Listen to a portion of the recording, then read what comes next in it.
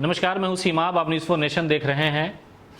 बिहार के मुख्यमंत्री नीतीश कुमार आज नालंदा पहुंचे थे, लेकिन सिलाव में जनसंपर्क यात्रा के दौरान उन पर एक बार फिर हमला करने की कोशिश की गई और ये पिछले 17 दिनों में उनकी सुरक्षा में दूसरी बार चूक हुई है। लेकिन इन सबसे अलग हट करके एक जो खबर है वो सबसे ज्यादा चर्चा में है, वो चर्चा का विषय बनी हुई है कि जब जब उन पर किसी तरह की मुसीबत आती है तो वो दरगाह पहुंचते हैं। और आज भी कुछ ऐसा ही हुआ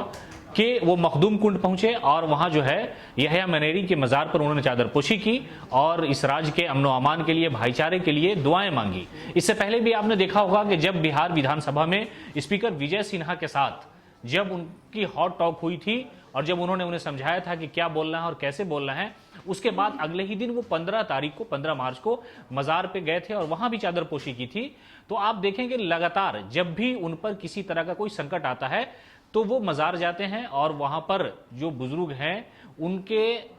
कब्र पर चादरपोशी करते हैं। और फिर उसके बाद जो है ये इस तरह की बातें आती हैं कि उन्होंने राज्य के लिए अमन अमान की दुआएं की, भाईचारे के लिए दुआएं की हैं। आप देखें तो लगातार इससे पहले भी उन्होंने ख्वाजा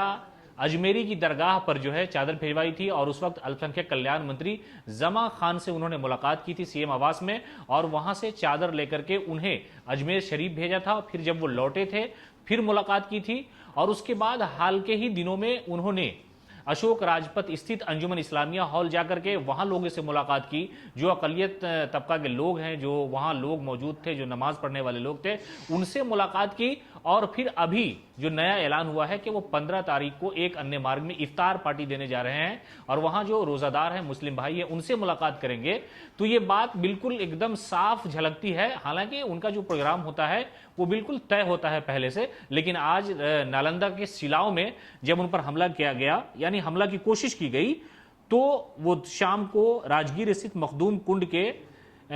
हजरत मखदूम शेख शरफुद्दीन अहमद यहया मनेरी की इबादतगाह वहां पहुंचे थे। वहां उन्होंने माथा टेका और साथ ही साथ सैयद गुलाम अली के मजार पर भी चादरपोशी की और राज्य के सुख शांति की उन्होंने दुआएं की। इससे पहले कई बार वो जो माइनॉरिटी के लोग हैं, अकलियतों के लीडर हैं, उनसे मुलाकात करते रहे हैं। तो कुल मिलाकर के ये कहा जा सकता है कि मुख्यमंत्री नीतीश कुमार पर जब जब मुसीबत आती है वो दरगाह का रुख करते हैं और जा करके वहां कुछ देर ठहरते हैं, ध्यान लगाते हैं, चादरपोशी करते हैं और फिर उसके बाद अपने जो उनका ऑफिशियल अकाउंट है सीएमओ का, वहां पर ये फोटो, ये तस्वीरें डाली जाती हैं और उस पर यह कहा जाता है कि मुख्यमंत्री नीतीश कुमार आज